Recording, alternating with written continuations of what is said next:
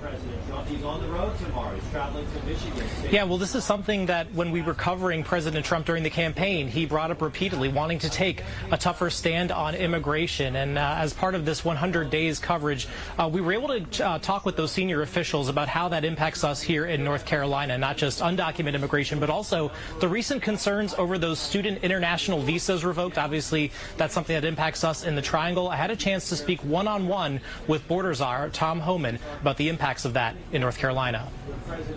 Ahead of his 100 days in office, the Trump administration lining the North Lawn entrance of the White House with flyers of people who were living in the United States illegally, who the administration says were arrested for serious crimes, including rape and sexual assault. Border Czar Tom Homan touting it as an example of their tough immigration stance working. Especially the criminals who cross the border, they don't stay in Texas and Arizona. They go throughout the entire United States. So I think with the border secure as it is, you're going to see less fentanyl overdose deaths, which I think affects every community, and less illegal alien crime.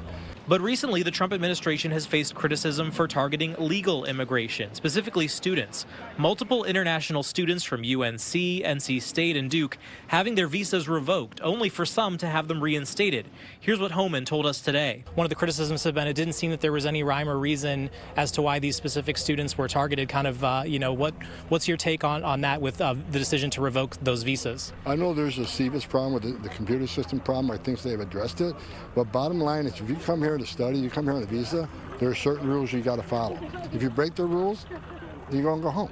We also asked about H-1B visa holders, highly trained and skilled immigrants who make up large portions of medical and scientific positions here in the Triangle at places like RTP. Homan says the administration still supports including those highly trained workers as they still crack down on immigration overall. President Trump supports legal immigration. We want talent from the United States.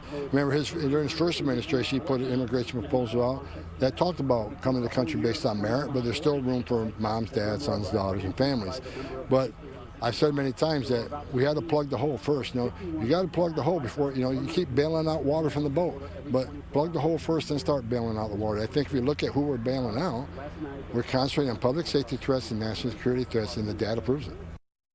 See behind me are these lawn signs, and the lawn signs have pictures. And of course, immigration, just one of the topics we touched on during our conversation with senior officials here at the White House ahead of that 100 days coverage. Of course, top of mind, as it was during the election, still is now, the economy. People still feeling the economic pinch, as well as concerns over the tariff policies enacted by the Trump administration. Coming up tonight at 6, we're going to dive deeper into those economic topics with those senior officials about the impact on us home in North Carolina.